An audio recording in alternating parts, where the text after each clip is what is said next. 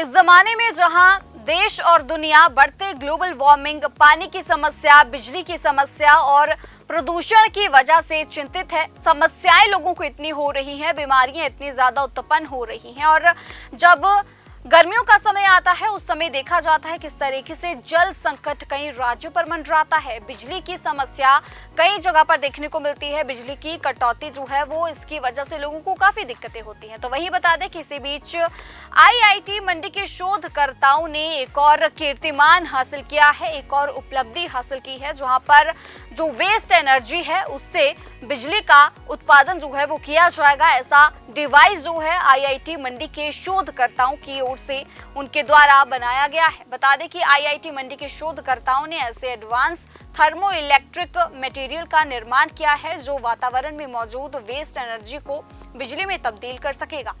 IIT मंडी के school of physical sciences के professor doctor Ajay Soni ने अपने सहयोगियों के साथ मिलकर बड़ी यूनिट सेल मिनरल चाल्कोजेनाइड्स पर गहन अध्ययन किया।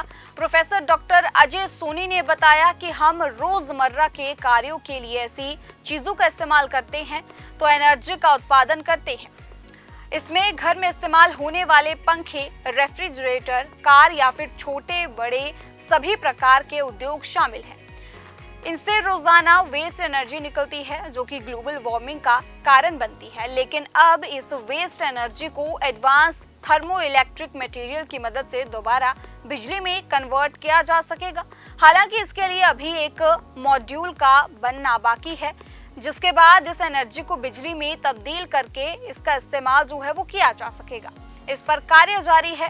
शोधकर्ता डॉक्टर केवल सिंह राणा ने बताया कि जो शोध किया गया है उससे दूर दराज के क्षेत्रों में बिजली उत्पादन में काफी ज्यादा मदद मिलेगी, क्योंकि वातावरण की वेस्ट एनर्जी का अभी तक कोई इस्तेमाल नहीं हो रहा है और अब इसके सही इस्तेमाल की तरफ जो प्रयास किया जा रहा है उसके सार्थक परिणाम सामने आ रही हैं।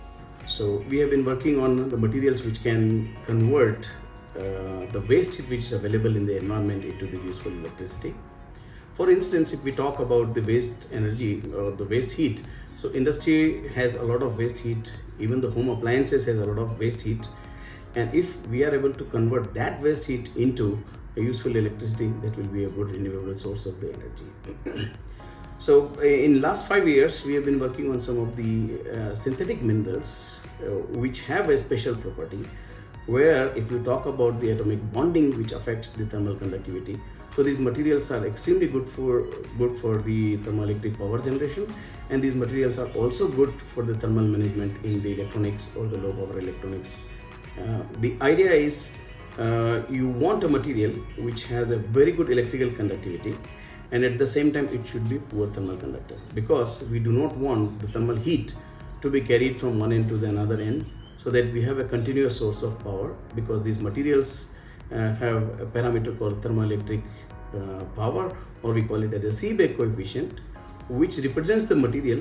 When the material is put into the thermal gradient, it provides a voltage which is as a function of the thermal gradient. So we have prepared these sulfur salt compounds and supranic compounds by melting at high temperature and at high vacuum.